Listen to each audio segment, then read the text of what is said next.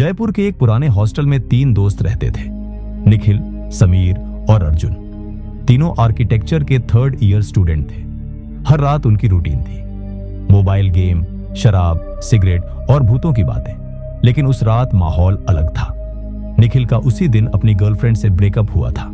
4 साल का रिश्ता बिना किसी वजह खत्म कर दिया गया था। निखिल लगातार रो रहा था, बार बार बोल रहा था बस एक बार उससे बात करनी है, सिर्फ एक बार। समीर और अर्जुन उसे समझा रहे थे कि अब कॉल करना बेकार है, लेकिन तभी अर्जुन ने धीरे से कहा, एक तरीका है जिससे तुझे सच पता चल सकता है। दोनों उसकी तरफ देखने लगे। अर्जुन बोला, तुमने कभी कर्ण पिशाचिनी के बारे में सुना है? समीर हंस पड़ा, ये फिर कोई तांत्रिक बकवास है क्या? लेकिन निखिल चुप था, उसे जवाब चाहिए था। अर्जुन अपने ट्रंक से एक पुरानी डायरी निकाल लाया। उस पर लिखा था, कर्ण पिशाचिनी साधना। उसने बताया कि ये उसे एक उज्जैन के साधु से मिली थी। डायरी में लिखा था कि कर्ण पिशाचिनी एक ऐसी आत्मा है जो कान में फुसफुसाकर हर राज खोल देती है, भूतकाल, वर्तमान और भविष्य। रिचुअल शुरू हुआ। 4 अगरबत्तियां कमरे में चौकोर में जलाई गई। निखिल की आंखों पर पट्टी बांधी गई। उसके दाहिने कान में काला धागा बांधा गया। अर्जुन मंत्र पढ़ने लगा। करीब 2.5 घंटे बाद कमरे का तापमान अचानक गिर गया। अगरबत्ती की आग नीली हो गई। निखिल कांपने लगा। फिर उसने कहा, कोई मेरे कान में बोल रहा है। समीर डर गया।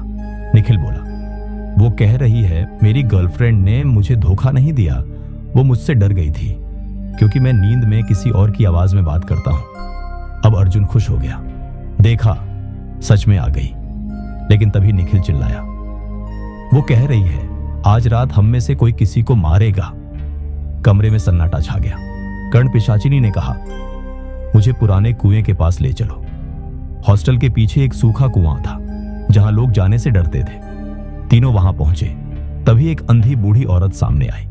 उसने निखिल का कान देखा और बोली, तुमने कर्ण पिशाचिनी को बुला लिया है।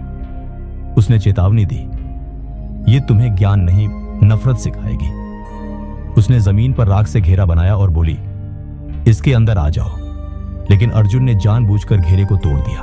वो बोला, अगर इससे ताकत मिलती है तो डर क्यों? तभी कुएं से एक औरत का धुंधला चेहरा निकला। उसके होंठ निखिल के कान से चिपक गए। निखिल की आंखें पलट गईं। अचानक उसने पत्थर उठाया और अर्जुन के सिर पर दे मारा, बार बार, जब तक वो मर नहीं गया। समीर रोता रहा। निखिल मुस्कुराया और बोला, कर्ण पिशाचिनी ने कहा था, जो शक्ति चाहेगा वही मरेगा। फिर निखिल अंधेरे में गायब हो गया।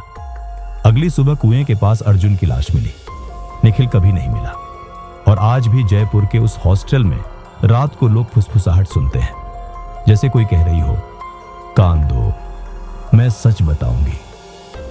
तो दोस्तों, ये कहानी हमें सिखाती है कि हर सच जानना जरूरी नहीं होता। कुछ आवाजें कानों से शुरू होकर दिमाग पर कब्जा कर लेती हैं। इसलिए गलती से भी कर्ण पिशाचिनी जैसी किसी भी साधना को कभी ट्राई मत करना, क्योंकि जो कानों में बोलती है वो धीरे धीरे इंसान की जिंदगी छीन लेती है। अगर आपको ये कहानी अच्छी लगी तो आप इस वीडियो को लाइक शेयर कर सकते हैं और हमारे चैनल रात राज स्टोरी को सब्सक्राइब करें। मिलते हैं अगली स्टोरी के साथ। धन्यवाद।